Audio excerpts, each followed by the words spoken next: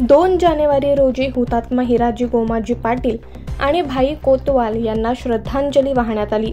बदलापूरमधील आगरी युवक संघटनेच्या माध्यमातून दरवर्षी हुतात्मा दिनी सिद्धगड येथे क्रांती ज्योत नेली जाते। मागील अनेक वर्षांपासून हा उपक्रम सुरू आहे।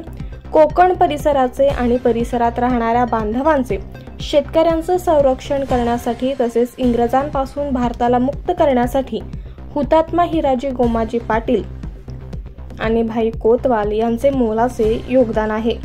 दरवर्षी या दोन्ही क्रांतिकारकांच्या हुतात्मा दिन 2 जानेवारी रोजी श्रद्धांजली वाहून साजरा करण्यात येतो। अमर रहे हिराजी गोमाजी पाटील, अमर रहे भाई कोतवाल, अमर रहे अशा घोषणा देत बदलापूर शहरातून सिद्धगडपर्यंत क्रांती ज्योत नेली जाते। बदलापूर पूर्वेला हुतात्मा चौकातून या क्रांती ज्योतला सुरुवात करण्यात येते। यंदा याच चौकाचं नूतनीकरण सुद्धा करण्यात आलं आहे।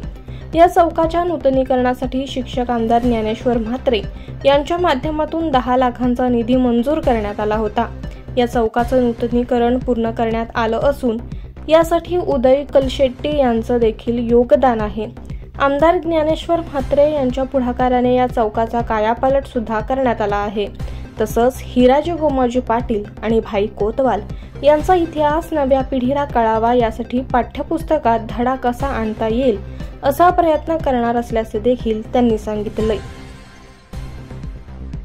निश्चितपणे मी आताच ITIला अंबरनाथ ITIला आपल्या सर्व नागरिकांना, मुलांना, पिढीला हिराजी गोमाजी पाटील काय होते, यांचा इतिहास काय आहे, त्याकरता ITIला अंबरनाथ ITIला हिराजी गोमाजी, वीर हुतात्मा हिराजी गोमाजी पाटील हे नाव आपण दिलं आहे।